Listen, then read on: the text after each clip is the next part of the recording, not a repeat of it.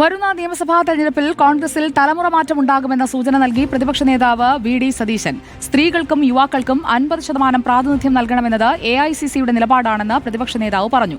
യുവപ്രാതിനിധ്യം ഉറപ്പാക്കുമെന്ന് തിരുവഞ്ചൂർ രാധാകൃഷ്ണനും വ്യക്തമാക്കി. നേതാക്കളുടെ പ്രസ്താവനയെ സ്വാഗതം ചെയ്യുന്നതായി ബിന്ദു കൃഷ്ണ പ്രതികരിച്ചു. യുവാക്കളെയും സ്ത്രീകളെയും മത്സരിപ്പിക്കണമെന്ന് രാഹുൽ ഗാന്ധി എപ്പോഴും പറയും. 50% പ്രാതിനിധ്യമെന്നത് AICCയുടെ തീരുമാനമാണ്.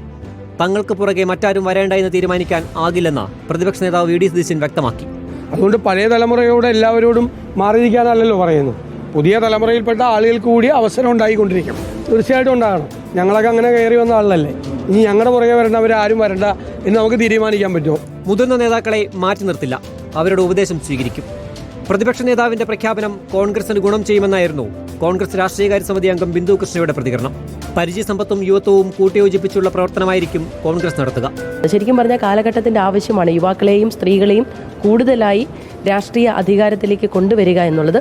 അതിന് എല്ലാ കാലത്തും നേതൃത്വം നൽകിയിട്ടുള്ളത് കോൺഗ്രസ് ആണ്. നിയമസഭാ തെരഞ്ഞെടുപ്പിൽ കൂടുതൽ സീറ്റ് മുസ്ലിം ലീഗ് ആവശ്യപ്പെട്ടില്ലെന്നും 3 ടേം വ്യവസ്ഥ തീരുമാനിക്കേണ്ടത് പാണക്കാട് സാദിഖലി തങ്ങളാണെന്നും PK കുഞ്ഞാലിക്കുട്ടിയും പ്രതികരിച്ചു. റിപ്പോർട്ടർ, പത്തനംതിട്ട.